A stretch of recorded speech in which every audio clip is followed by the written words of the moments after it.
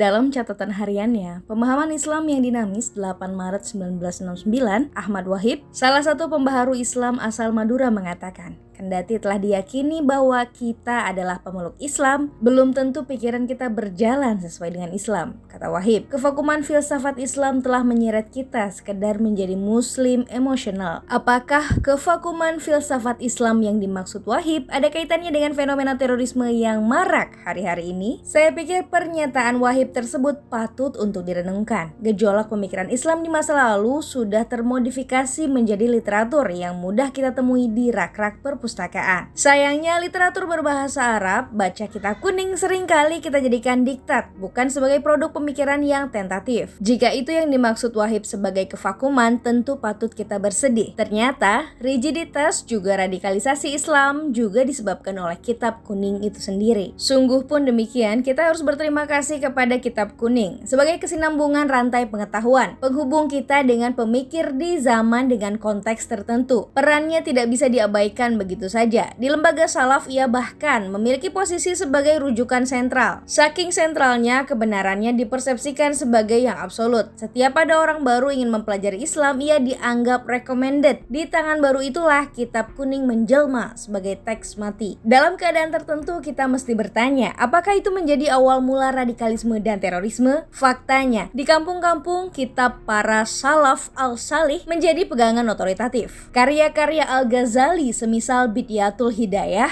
dan Ihya Ulumuddin adalah pedoman di bidang sufistik. Tak tanggung, keduanya juga banyak yang lainnya diposisikan persis ada di bawah otoritas Al-Quran dan Al-Hadis. Seorang mu'alim dengan lantang menyeru menentang kitab tersebut bisa jadi murtad. Bagaimana kitab kuning dikonstruksi oleh realitas partikular di masa lalu, serta bagaimana ia jadi produsen keberagamaan kita di masa kini, mencerminkan tingkat pemahaman kita tentang ajaran keagamaan itu sendiri. Sebagaimana radikalisasi disebabkan oleh pemahaman tekstual atas nas, kita juga sering lupa tentang kitab kuning, yakni kisaran temporalitas teks dan dinamika konteks kita. Sebagai produk masa lalu yang menjadi diktat, kitab kuning membutuhkan tangan-tangan baik yang paham akan kontekstualisasi. Teks kitab kuning memang telah mati, tetapi konteks kita hidup. Kesenjangan teks dan konteks ini seringkali memicu lahirnya pemahaman yang radikal dalam artian negatif. Doktrin salaf al-salih yang faktanya sudah tak lagi relevan dengan zaman kita harus direkonstruksi pemahamannya. Bagaimana ia memahami jihad dan term-term sensitif lainnya tak bisa diterima begitu saja. Berikut saya kemukakan sebuah contoh dalam kitab Sulam Taufiknya Syekh Abdullah Ba'alawi yang disyarah Syekh Nawawi Banten. Dikatakan bahwa siapapun yang mencuri di atas kadar 4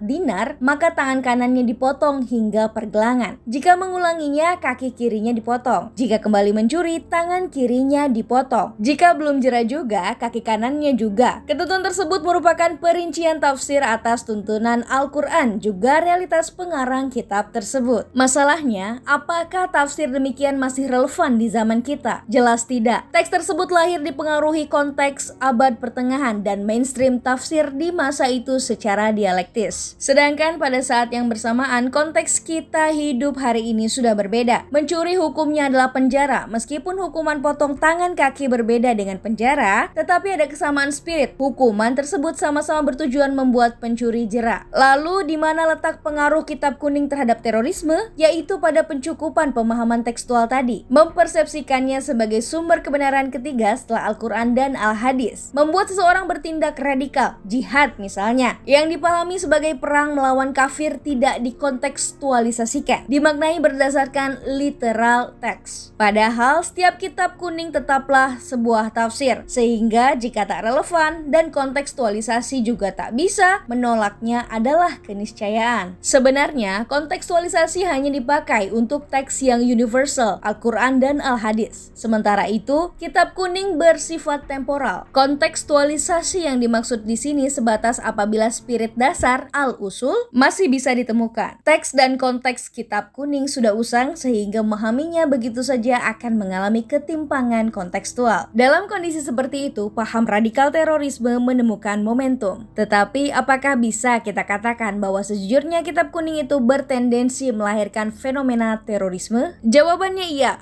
Beberapa orang yang ahli kitab kuning yang tidak ahli mengkontekstualisasi laku amaliyahnya cenderung keras. Konteks kitab kuning umumnya ditulis adalah masa di mana Islam adalah superior dan konfrontasi menjadi sesuatu yang afirmatif. Tetapi dalam konteks kita di mana keberagaman melebur dalam satu egaliter, konfrontasi adalah ide buruk. Adalah tepat bila dikatakan secara hierarkis kitab kuning ciptakan pemahaman rigid eksklusif dan eksklusivitas tersebut menjadi embrio terorisme. Antara kitab kuning dan radikalisasi memiliki hubungan kasualitas dialektis. Turut adalah satu stimulus lahirnya sikap radikal dan pada tataran aksi, kekerasan serta aksi teror adalah konsekuensi logisnya. Di tengah kesenjangannya dengan kitab proyek kontekstualisasi adalah alternatif. Tetapi jika tetap tidak memiliki relevansi, temporalitasnya menuntut kita untuk sama sekali menolaknya. Semua itu untuk membendung lahirnya terorisasi disebabkan rigiditas kitab kuning itu sendiri. Tentu saya tidak menegasikan bagaimana kitab kuning menjadi penengah atas lahirnya pemikiran moderat dalam diskursus keislaman. Yang lama tapi baik, al-qadim, al-soleh, harus berjalan beriringan dengan pembaharuan yang representatif, al-jadid,